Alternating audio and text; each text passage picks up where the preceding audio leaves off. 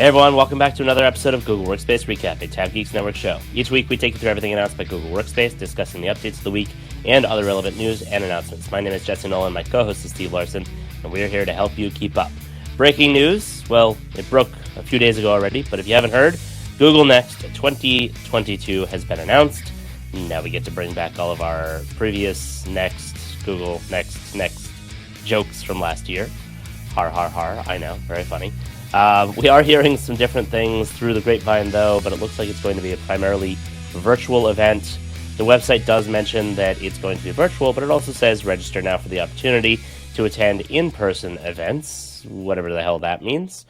We are digging in here to see if we can find out any more info for you all, but here's to hoping that we can do it all in person, even if it's regional in individual cities. I guess Steve will be out there in Chicago, and I'll be in LA, and we can cover remotely from there or something. I don't know. What do you think, Steve? What have you heard?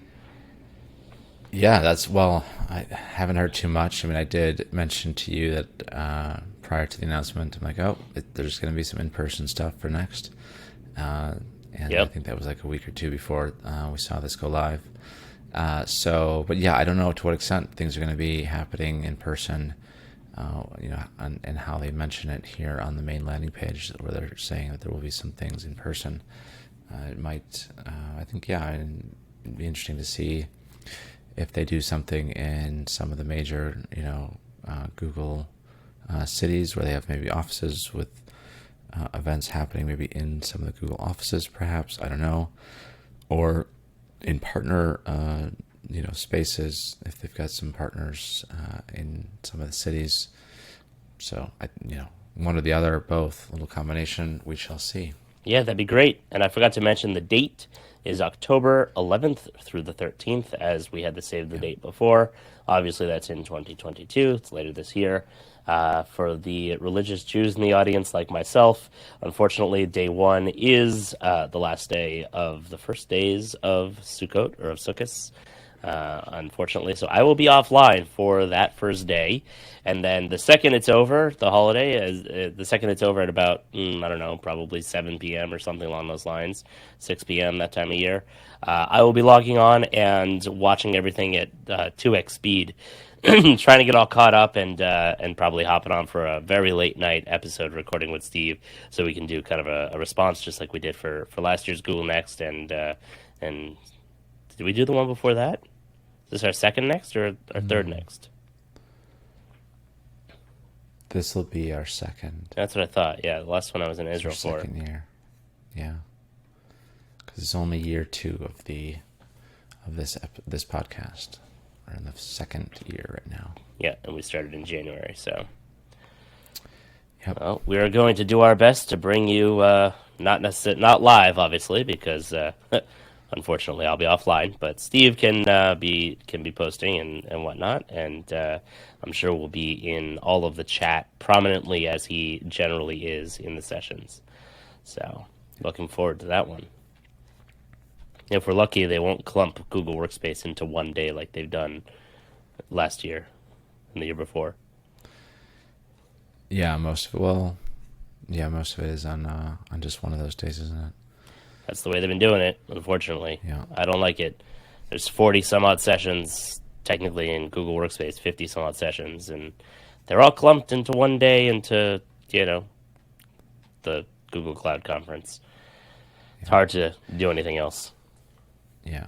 Yeah, I don't know if I'm kind of going back to that, in-person reference that they made. So there is I don't know if you scroll down on the main landing page, it's called Next on the Road. And it says Next may be coming to a city near you. So sweet. Register for the digital event and flag your interest in attending local in-person experience. And that there's some limited options there. So, yeah, I mean, to me, that sounds like they'll be running some stuff in multiple cities. Yep. It sounds like. Yeah, it says in the FAQ page, when and where will Google Next be held? This year, Google Next is a global hybrid event taking place, well, we know the dates. In addition to a live stream broadcast and on-demand digital content, there will be select smaller in-person physical events to further connect with Google Cloud. So, whatever that means.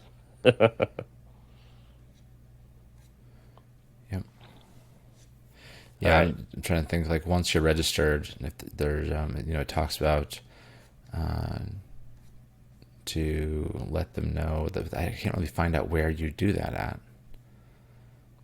It's when you possible that register. hasn't launched yet. Yeah. Yeah. Well, We'll dig in. yeah, I think just keep an eye out for emails, announcements, and changes to that event. So, yeah.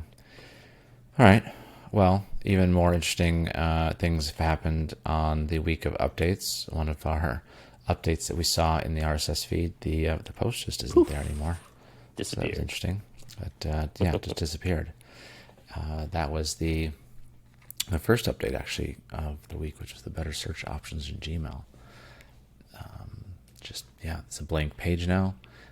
It luckily did get captured by the Wayback Machine, so we do have some info that we can tell you that what was expected to be launched, and the other thing is that the search results for me in one of my accounts, I think, is showing this new these new search results where it's segmented into two areas, but it's not showing for everyone, I guess. So it could just be an early access, feature. Maybe they pulled back on the release, and then didn't say anything. Wasn't ready for prime time, I guess. I guess, yeah. But let's see, if we don't include that one, then we are looking at what we're looking at 10 updates then for the week that were announced. We also had 2 other ones that came in the end of week recap post, talking about rollout improvements for future Google Chat launches. The Avocor Series 1 Desk 27 got a special mention there, even though it was also announced by Avocor back on June 7th. If you were subscribing to their updates on the product launch, that was announced almost a month ago by Avocor. Might just have been that there were some delays maybe in shipping, and now they're shipping the units perhaps. But Google thought it, they thought to mention it there in their kind of silent releases section. And then looking at all the other updates that we had throughout the week, you have the ability to build larger spaces in Google Chat.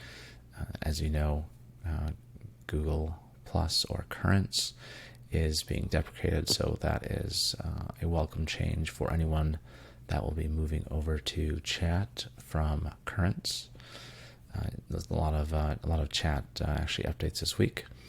You can also make Google Chat making Google Chat active user metrics more detailed in the admin console. That is our next update of the week. Next, we have the ability to control access to experimental Google Workspace apps with a new admin setting. Next, you can stay on top of changes to document content with edit notifications. Also, Google Meet participants, you can now allow them to ask questions or respond to polls anonymously. Again, back to more chat and updates. You can now delete chat spaces and their content, so that is now generally available. One more here. We've got, 4 more left. Prevent spam by adding invitations from known senders only to your calendar. You can now live stream Google Meet events via YouTube. Also, again, another little chat update here. Easily access your most used emojis in Google Chat. I've been seeing that, I think, on the Android app for a little while, but I think it's also coming to the web as well. Frequently used, just showing up there. Yep, I'm seeing it already. And then last, we have the ability to programmatically manage and apply drive labels using new API functionality. And then, as we already mentioned, some other topics in the news for this week. The Google Next conference has been officially announced. Also, new Pixel books were confirmed at I/O, and we all missed it here from an article from Chrome Unboxed. I think it was kind of a very subtle reference and some other statement someone made. is where that came from. Yep. And then an interesting one here. So this is, we're looking at, TechCrunch. A few people picked this headline up about Denmark banning Chromebooks and Workspace. However, one of the publications actually followed up and got some updates on it, and they didn't actually ban it. They actually said that if you are using it, you have to apply these controls so that fewer things are being used by your users that may share data more openly, with other regions or within other parts of Google that you don't want your information being shared with. But again, the whole thing with this GDPR and data sovereignty stuff is that as long as you tell the users what's happened with the data, you can do whatever you want with it. So you just have to tell them about it, and then you're fine, pretty much. But this, kind of makes it sound a little bit, I think, worse than it actually is. Most headlines do. It's how they get you, how they draw you in. A little bit of shock and awe there. Yep. All right. So let's dive into those updates then. I'm trying to get too many windows open here today. All these, a lot of updates. And then, of course, I was looking for some emails and Avocor stuff, so I couldn't find out what email that was sent to. Too many emails, too many email accounts. All right, first update. So the one that you won't have access to anymore unless you go over to the Wayback Machine over at archive.org, and that was the better search options in Gmail. So when and if this actually does get relaunched, you'll know a little bit about it. What they were saying regarding that announcement was that Gmail has some more accurate and circumstantial search suggestions with better customization as a result of their updated machine learning models. And a couple specific examples that they gave for this was that there are some better and more contextual contact suggestions with intent matching, whatever that means, and personalized suggestions based on historical interactions. So those features, had they rolled out, would have started on the 15th there, and there's some gradual rollout for that. It looks like it's still be coming to all Workspace customers as well as personal accounts. And then another little section that they included on that initial announcement was that in relation to the roadmap, that the feature was listed as an upcoming release. And they kind of list the link over to the upcoming releases help article. So that was interesting that they started to include that on some of their update posts, but haven't seen it on any other one this week. So maybe that's something new that they're thinking about including. Who knows? All right. So the first update that is still available to everyone is that you can now build larger spaces in Google Chat. And this is going to increase the number of users that you can have in a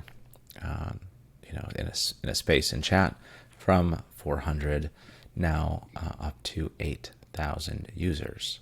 So kind of mimicking more of what you would have over on Currents in those larger communities, to make sure that I think that some of those communities can migrate over into a chat space. So for this update, there's some kind of caveats, I guess you could say, to how this feature is going to be available. So if you are, I don't really know how a user is going to know this. This is interesting because they talk about for chat preferred domains, for chat only domains, and they're giving this in the end users section here. So I don't know how that would work, but for those chat preferred domains, the feature is only applicable to newly created spaces. For chat only domains, this feature is available to all new and existing spaces. Spaces with up to 8,000 members cannot be created on Hangouts, which I guess that makes sense because it's the Spaces feature. I don't know why that would be the case. Those are just a little bit of details there in terms of how you'll be able to use these larger spaces, depending on what your admin has chosen for you on your domain. So available to all Workspace customers, but not available to users with personal Google accounts. That is, and I think we talked about rollout. Rollout did not talk about rollout, but rollout-wise, it was available when that feature was announced on the 18th of July. All right, next. So in terms of chat active user metrics, you're going to get some more detail there in the admin console. So there's some changes as to how Google is calculating those active users in chat across the org. So this will just provide some better accuracy for detecting a user's reading and sending actions in chat, and just being a little bit more accurate here. So you will notice an increase in active users for chat metrics in the reports chart and exported reports, and just be aware of that, I guess. I just wonder if, does that mean that they just weren't accurate before? They've changed the way that they're, identifying an active user. I don't know. Showing more information, maybe just doing a better, Could you say? Could you reading it? Could you see single day active before? I don't think it was that. Was it that granular? I haven't looked at this in a while. I don't know. But if I remember correctly, the reports. I didn't think it was They've this just never granular. been reliable to me. Well, there you go. I thought it was. I've never noticed them being reliable. Was monthly, but I could be wrong. But now it'll be more reliable, perhaps. Or just a bigger number. Yeah.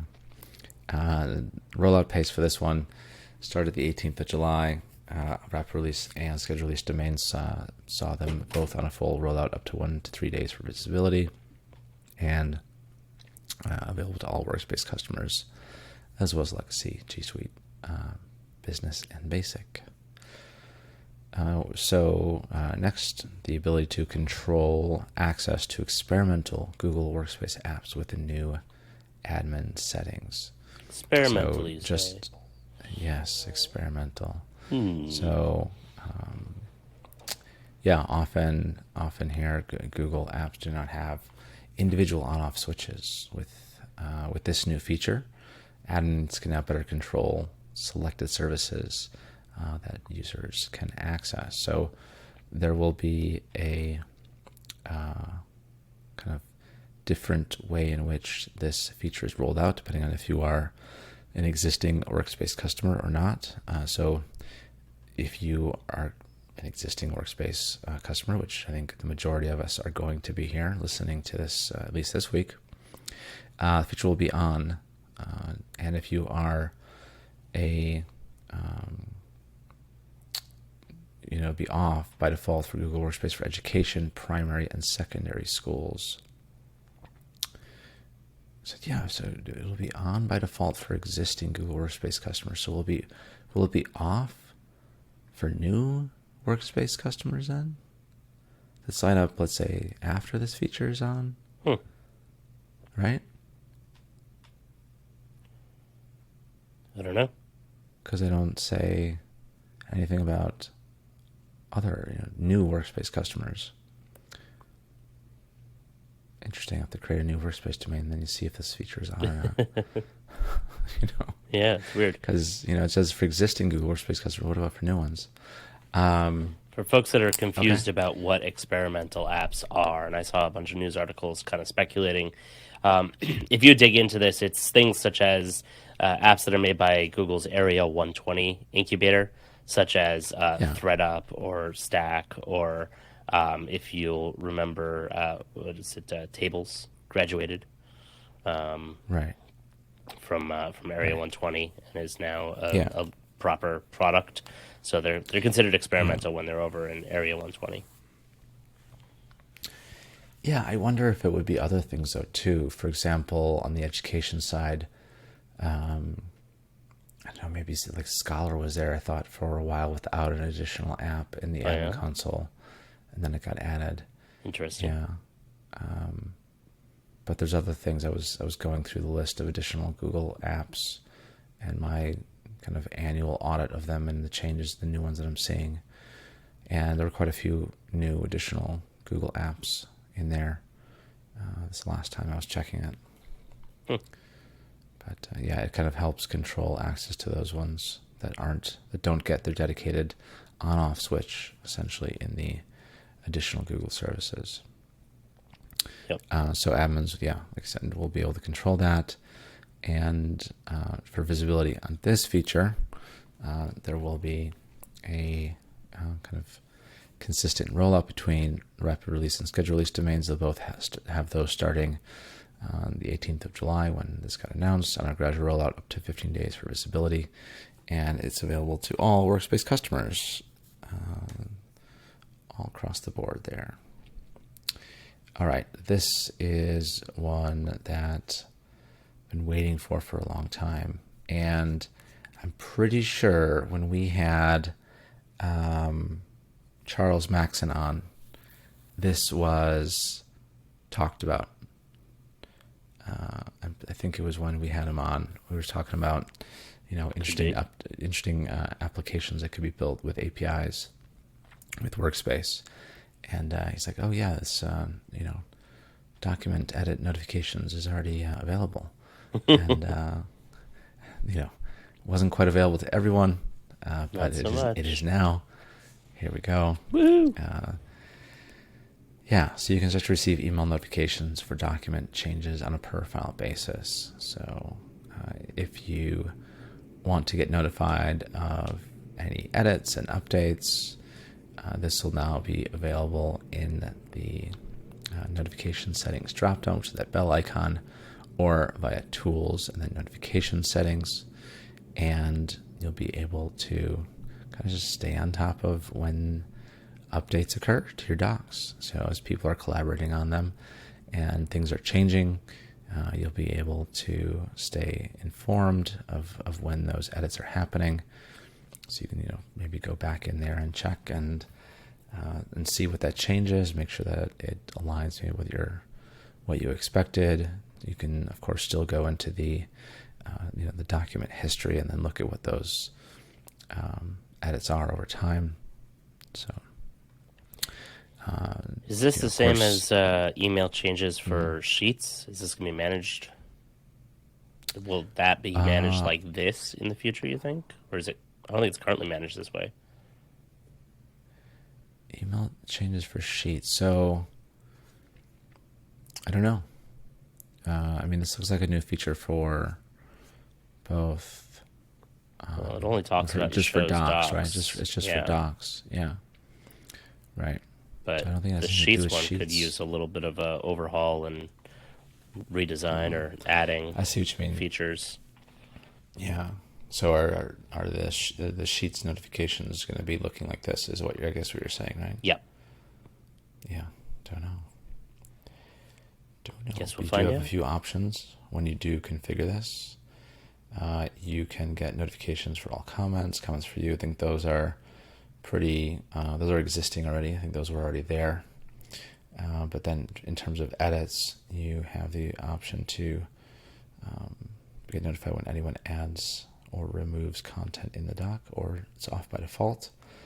So just remember, you'll have to go into those important documents and turn this on if you want to get notified.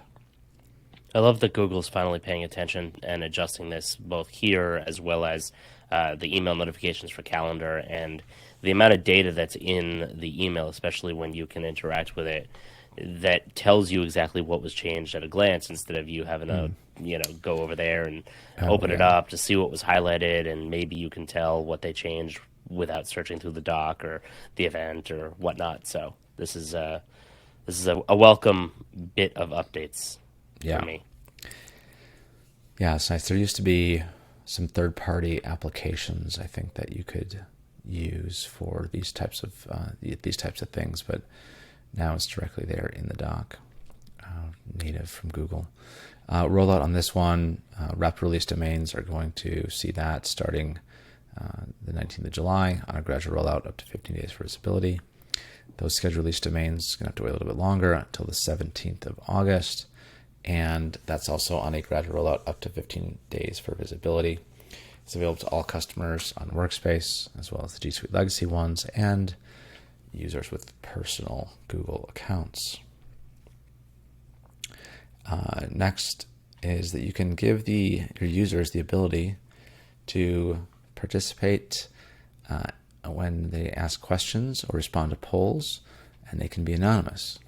So this anonymous questions will be allowed by default, and they can be disallowed by the meeting host or co-hosts, and you have to go into meeting activities and allow questions in Q&A and allow anonymous questions. So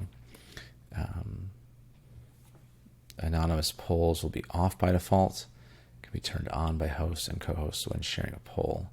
So questions will be anonymous by default, and then polls, you'll have to enable anonymity if you want polls to be anonymous.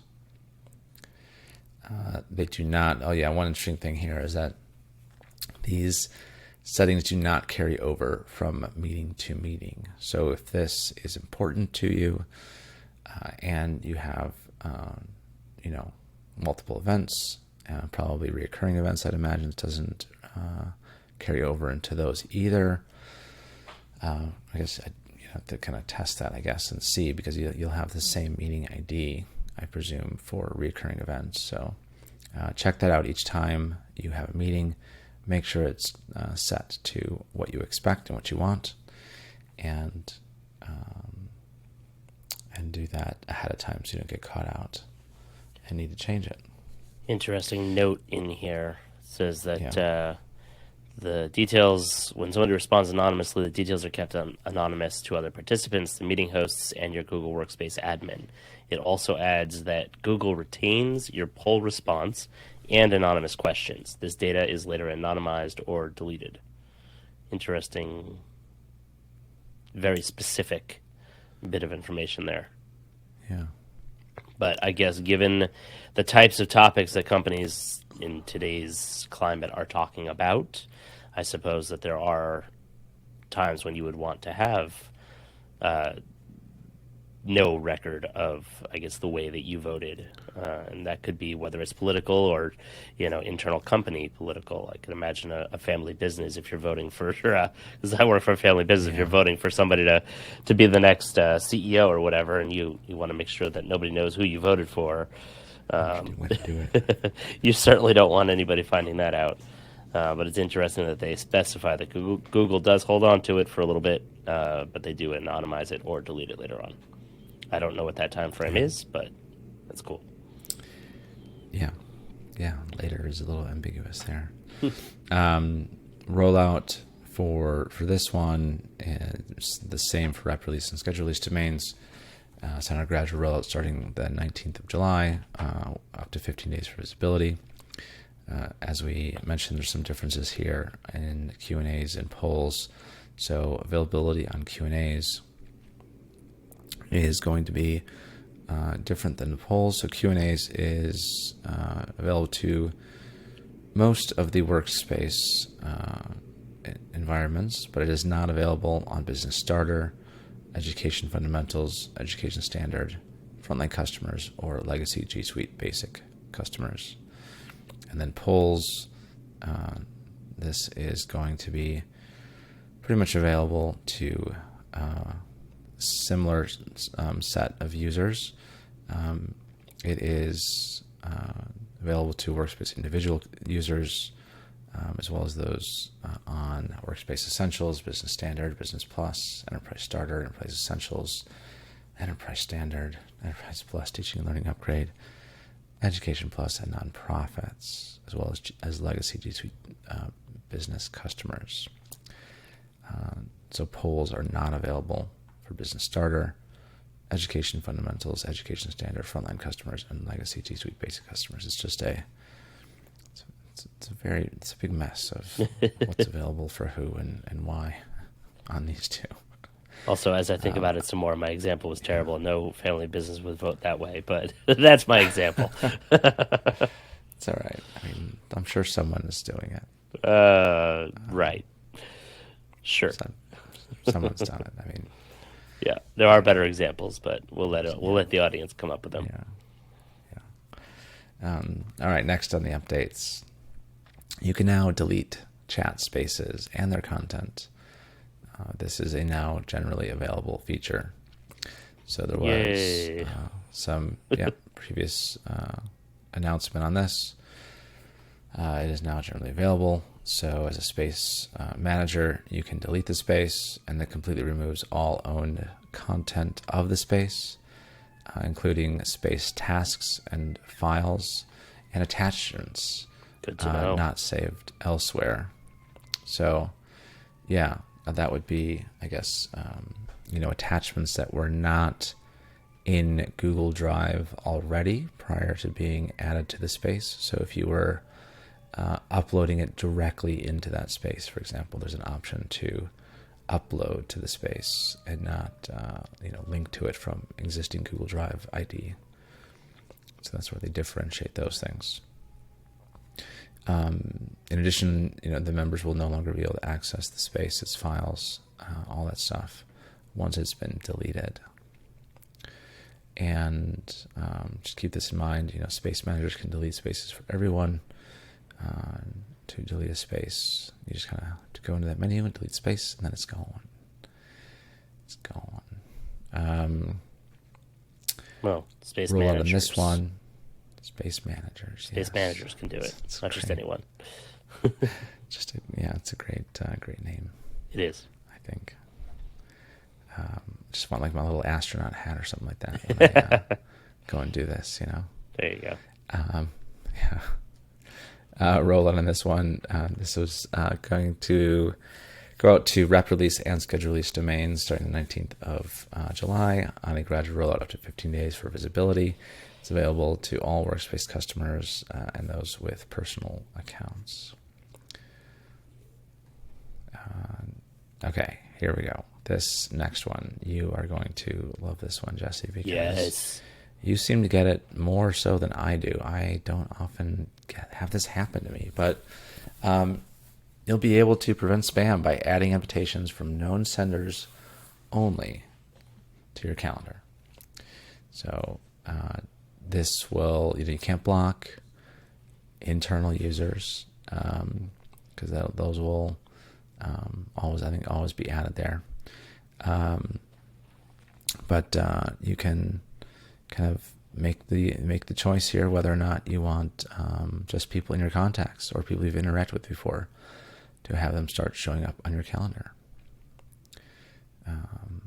So there's always been some options before to have all invitations appear on your calendar, only those you've accepted.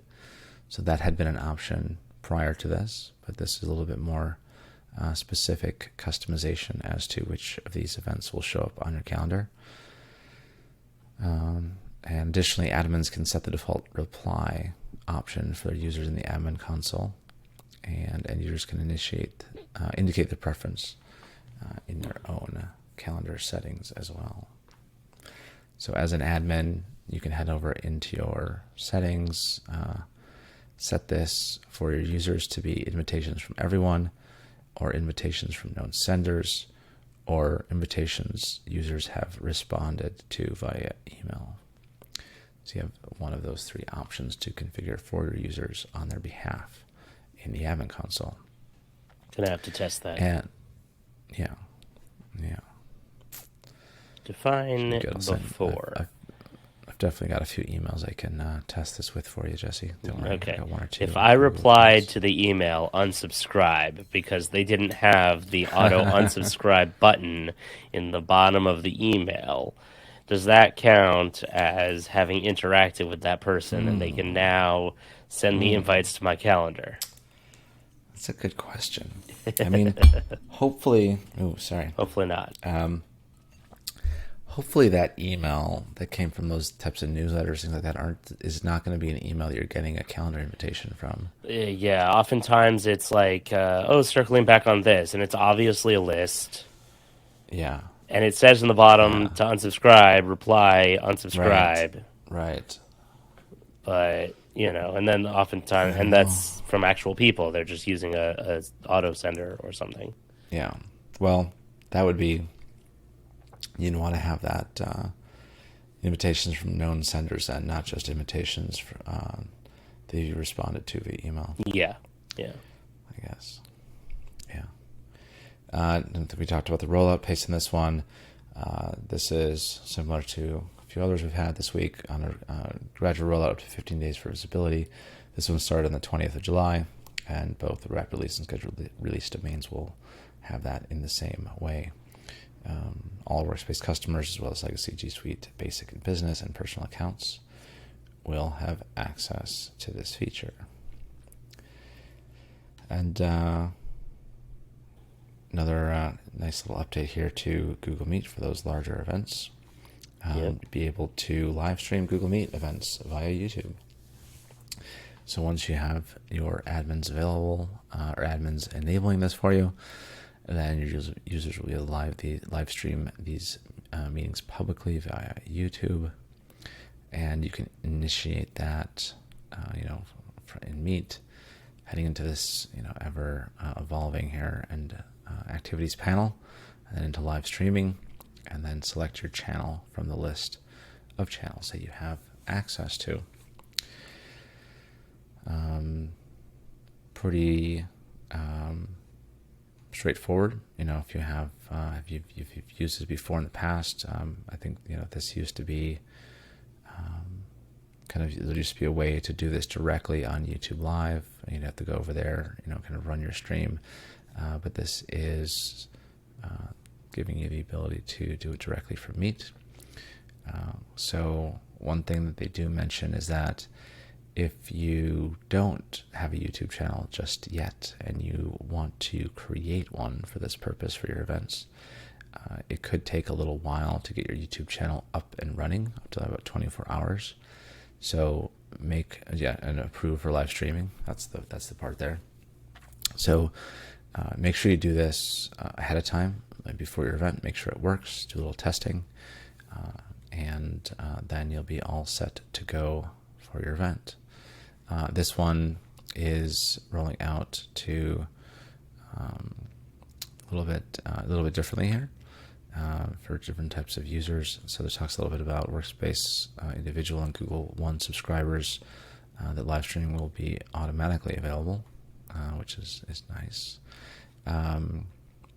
For those other, the typical Workspace customers, admins will need to enable this either as on or off for your users or subset of users. And then rollout wise, rapid release domains will see this first, starting on the 21st of July. Full rollout of 1 to 3 days for feature visibility. Scheduled release domains, we'll start to see this actually starting today, on a gradual rollout up to 15 days for feature visibility, today being Monday the 25th of July. And availability here, as I mentioned, is available to Workspace individual users, also Google One Premium Plan members in select countries.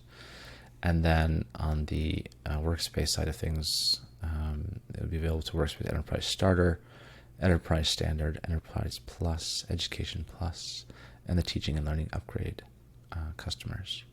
Not available to anyone that didn't mention there. All right. Emojis, the frequently used emojis now available in, Android, in chat, available on the web. I've seen it. I presume for those Apple users, you'll see it over on iOS as well.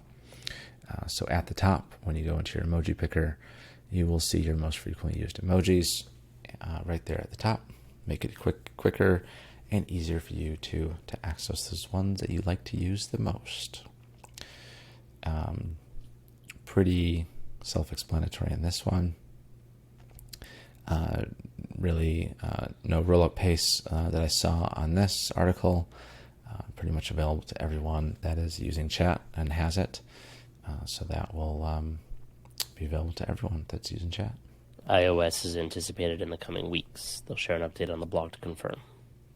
I don't know if you saw that. Is that what that said? Yep. because I was looking at mine and I was like, I mean, it has quick emoji at the top, but Oh yeah, there I'm you a little go. bit more varied than just, the standard thumbs up, smiley face, and confetti. I mean, I do use those a lot, There but you go.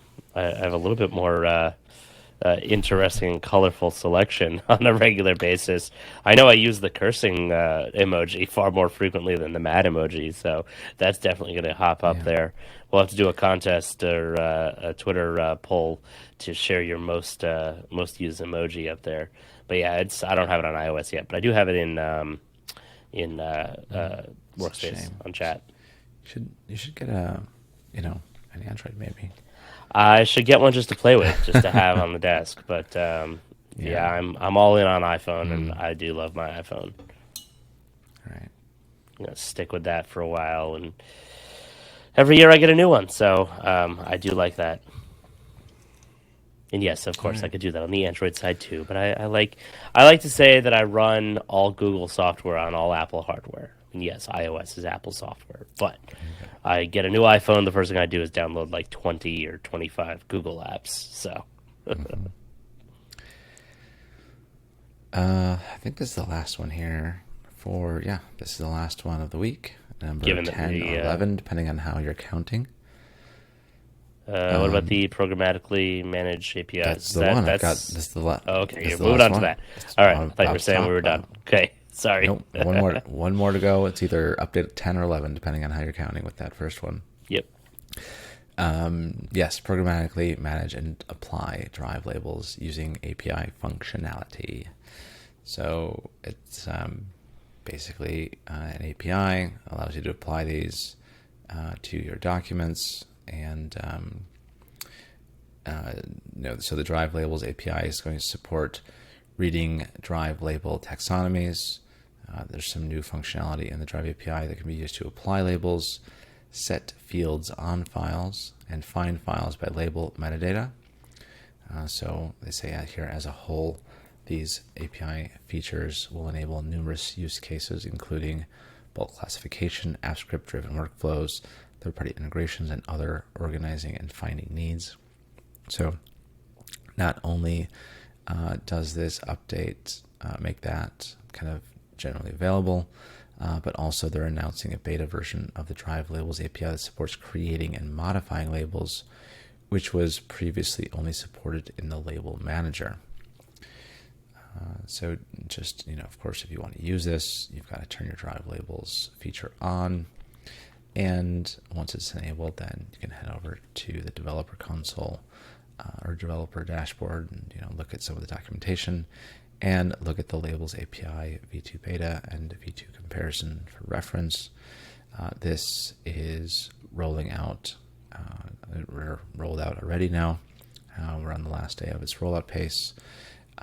Started on the 22nd of July for both rapid release and scheduled release domains, and that was a full rollout with 1 to 3 days for feature visibility. Availability for this API, I believe, coincides with whether or not you have access to Drive Labels. So it would be those customers on Workspace Essentials, Business Standard, Business Plus, Education Essentials, Enterprise Standard, Enterprise Plus, Education Standard, and nonprofit customers. So not available to personal accounts and those other SKUs that I did not mention because you just don't have access to Drive Labels. And that wraps up the updates for the week. Whew, long one there. I had a lot of water to go through this one. Why don't you take a break? I'll cover the other couple that we had here. Sounds good. We already talked Google Next to death, I think, for this week, so we'll let that one go. So that won't be the next topic we're talking about? That won't be the next topic.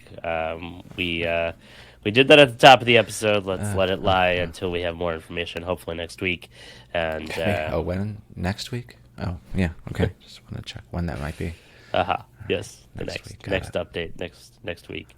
I was trying to lay off on those, but apparently we're doing that. So let's go for it. Like, All right, the next update is not so, Google Next. We're going to move on to the another past event, not a next future event. The new Google Pixel books that we mentioned earlier.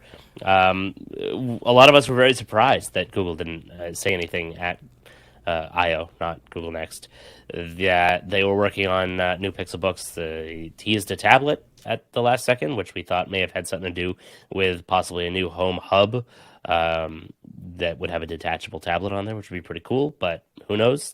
We haven't heard anything more about that since, so we'll just have to wait and see there. But apparently, Chrome Unboxed caught this. There was a tidbit from Google SVP Rick Osterloh said to The Verge, where he said Google plans to make more Pixel books, by the way, but wouldn't say when. So that's pretty much all we know. A little bit of hope on the horizon there. It has been remarked by a lot of people, myself included, that, well, it's kind of annoying and a little bit surprising that there hasn't been any new Pixel books for a while. You've got the original, white glass topped, gorgeous Pixel book, but I actually used it this week because I was at the office and didn't have my computer with me because I actually gave my Pixel book, not my Pixel book, my Chromebook, to somebody else who needed it more than I did, and we had run out. So I was like, well, I needed a machine, and I saw that there, so I charged it up and started using it. And man, the bezels on that are massive, and it just feels so outdated. And I have the Pixel Book Go as well, but somebody else was using that. It's been a busy couple of weeks here, hardware wise. So I do enjoy using that, but it is really, especially compared to modern day Chromebooks, and it's only been a couple of years here, but it's feeling sluggish. It feels dated, and I have. Granted, it's not the i7, it's the i5 version, but still, Google, come on, at least update the insides. Give us an internal spec bump or something. And we haven't seen any of that. So there is something in the works here. I don't know what it's going to be. If you're interested more in some digging in, because Chrome Unboxed really goes deep on looking at code names and processors, announcements, and whatnot. So if you're interested, go and check out the rest of that article. But the initial thing you need to know from there is that, yes, something new is coming. What and when? Anybody's guess. Then the last topic we have here is the shocking headline: Denmark bans Chromebooks and Google Workspace in schools over data transfer risks. And we're all going, huh? What? Why? But as Steve said, apparently it's not as extreme as we would be led to believe here, but it is a GDPR, data privacy regulations. They say that Google's cloud-based workspace software suite does not meet the requirements of GDPR. So it's specifically the data processor agreement, Google's terms and conditions. So, Steve, what was the line that you had here? A member of the Google Netherlands communications team has informed Bleeping Computer that Chrome and Chrome OS are not banned in the education sector of the country, and that schools may continue using them. Now, did that apply to Workspace as well, or was that clarifying only for the Chrome and Chrome OS platforms? I think it's based on like Chrome and Chrome OS settings and what things are happening with certain data that's being shared with those browsers and with the OS. But also, the other thing too is like it's just this small municipality in Denmark. It's not like It's not the entire entirety country. of Denmark. No, it's like this. Helsingør municipality, Helsingør, HELSINGO with the line through it, R. I don't know, that's the municipality that had this concern with it. So there's a document that outlines how schools and municipalities can still leverage Chrome and Chrome OS if certain settings are put in place. But then there's also another review next year. After I think Google makes some additional changes and things, it really just comes down to a lot of the additional, the additional areas in which these applications share data with outside of the core Workspace applications, for example, is things like with YouTube data and other types of information there. It's a pretty long article that the kind of the report is. I didn't read through the whole thing. It's pretty long. It's a pretty long thing here on the data tilsnet link, because it was all in Danish, of course. So you had to translate it and hope that you were getting the right thing. But I think there's always concerns there. But as long as you inform your users and the users are aware of what is happening with that information, you can pretty much do anything. And there's some requirements around making sure that there's adequate controls in place. Adequate controls are subjective, of course. I think as long as you're informing users that these things are being done, then you can still comply with things. So I think people are being a little bit, overcautious, I think, sometimes when they are making these analyses of what's happening with information. But unfortunately, lawmakers are not the most tech-savvy folks in the world yet. Yeah. Hopefully that day will arrive. Well, they also mention in the article here in TechCrunch, the heart of the issue is the now defunct EU-US Privacy Shield that regulated how data can be shared between the EU and the United States. So that's already gone, basically. They just don't have the new policy in effect yet. And so it's kind of in limbo there, I think, and that's maybe something that they took offense with. But it also talks about in the earlier part of the article here that they had a quote, breach of personal data security back in 2020. So I don't really know which one or what that's referring to, or even what the cause for that was. So, take all of this with a grain of salt, and don't start getting all bent out of shape and worried that this is going to come later or this is going to come to you next if you're also under GDPR. But, it's good to have this conversation continuing, and we have this conversation in the U.S. with our various different privacy laws that are in effect in the individual states as well. It's definitely definitely worth watching. It is interesting and worth watching, see where it goes. It's nice that it is just that one municipality now, and I'm sure that Google has already convened war rooms and is doing what they need to do in order to make this right, make everybody happy. Yeah. No way they're going to let that just hang out there.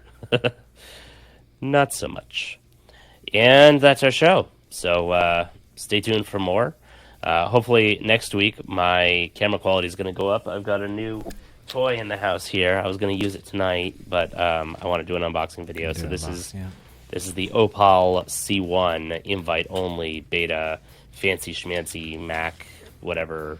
It's basically an iPhone camera or a DSLR level sensor in an iPhone type camera using neural network processing in order to make it a really kick-ass image. Apparently it's really, really good. Feel free to let me know if you've got one, or if you are interested in getting one, hit me up on Twitter.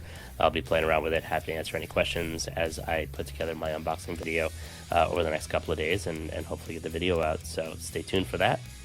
That's all for this week. Send us your questions and comments on Twitter at Workspace Recap, and on our website, workspacerecap.com. Hit the subscribe button, leave us a review wherever you're listening, as well as a thumbs up on our video. Drop your comments down below, or like I said, hit us up on Twitter, or hit me up on Twitter. I'm Mr. J. Nolan, and I haven't said that in a while, my own individual Twitter name. So anyway, have a great week, and we will see you next time on Workspace Recap.